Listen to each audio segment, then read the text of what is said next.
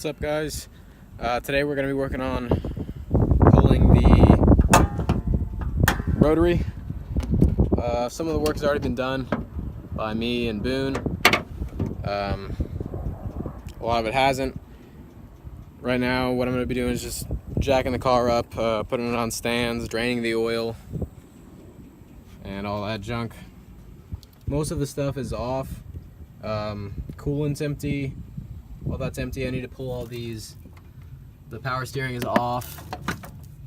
I need to undo a few little wires down like by the transmission and down here and all the random stuff. Get all the hoses off, drain the oil, and just then I have to get the hoses for the oil coolers off, and that should be it, and then it should be ready to pull. And I don't have currently a engine hoist, so we're going to be pulling it up by hand. But yeah, it should be a good time because it's hot as balls.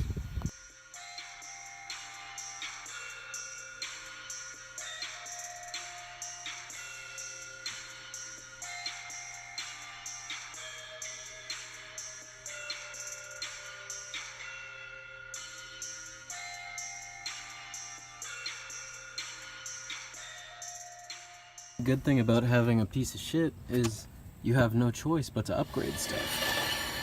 Obviously, these rotors have a little bit of wear in them and a little bit of rust.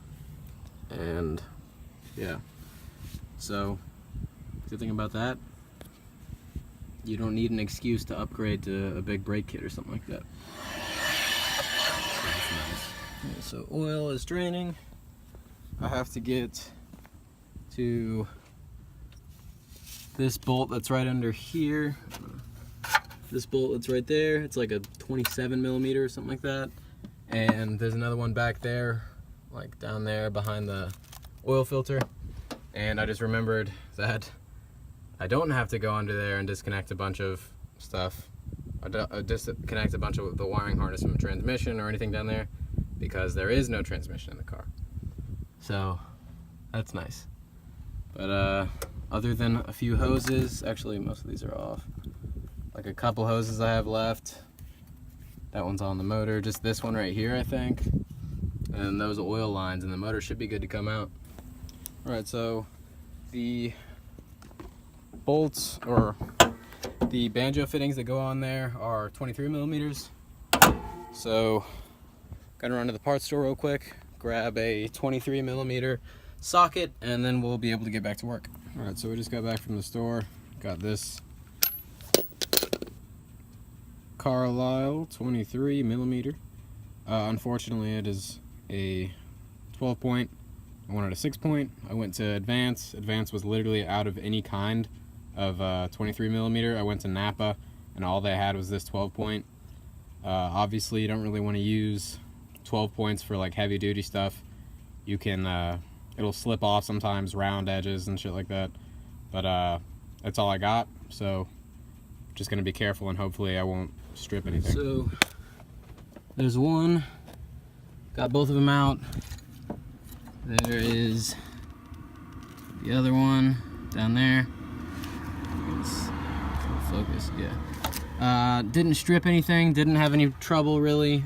This one was a little bit sticky. I had to get in the engine bay and kind of pull from the other side, but they both came out pretty easily, and I've got the hose out of the way, and the other hose is out of the way down there. Got this last fuel line off. Need to cover this up with something, and this last coolant hose off. So that should be everything, other than the motor mounts. So the motor is ready to come out. I just need to grab a hoist or some other person, one of my friends, to come help me lift it out with like a 2x4. I'd really rather use a hoist, but you gotta do what you gotta do sometimes. So yeah. All right, we are on our way to go pick up the engine hoist from James, and hopefully we'll be able to fit it into Boone's car. Boone's behind me in the Jetta. He's got a Touring, it's like a wagon, so hopefully we'll be able to put the hoist in there.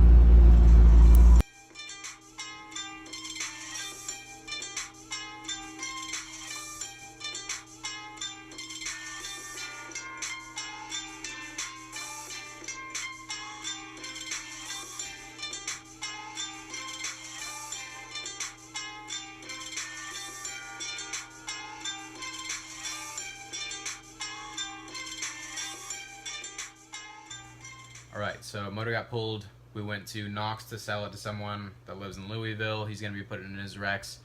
Went up to Robbinsville that same weekend for the Slaying the Dragon hill climb. That was a really good time. I'll show you guys some footage of that right after this. I'm editing stuff, or I was editing stuff. Yeah. Editing stuff now for this video, actually, and putting music over stuff. But yeah, next up, now that we have the motor sold and that's taken care of, I'm going to be piecing together parts for the swap. If you're a fabricator, let me know. I want to fabricate as many parts as possible for this first part of the swap. I want to maintain the stock subframes for now, I guess. And then when I put the other motor in, now I just want to do a... Now it's just going to be a base LS, probably a truck motor with like a header and an intake on it. Just get it running, get it on track. Not necessarily on track, but just get it running and do some events, grip events, you know, linear raceplex, iTrack stuff, just track days. No hardcore competition stuff yet. Later on down the road, I'm going to be doing tube subframes and all the craziest, stupid, expensive stuff. But for now, I want to fabricate stuff and just build stuff. So if you're a good fabricator or welder, let me know. Other than that, I need to finish up the Civic so I can start using that for track days and autocrosses and stuff like that.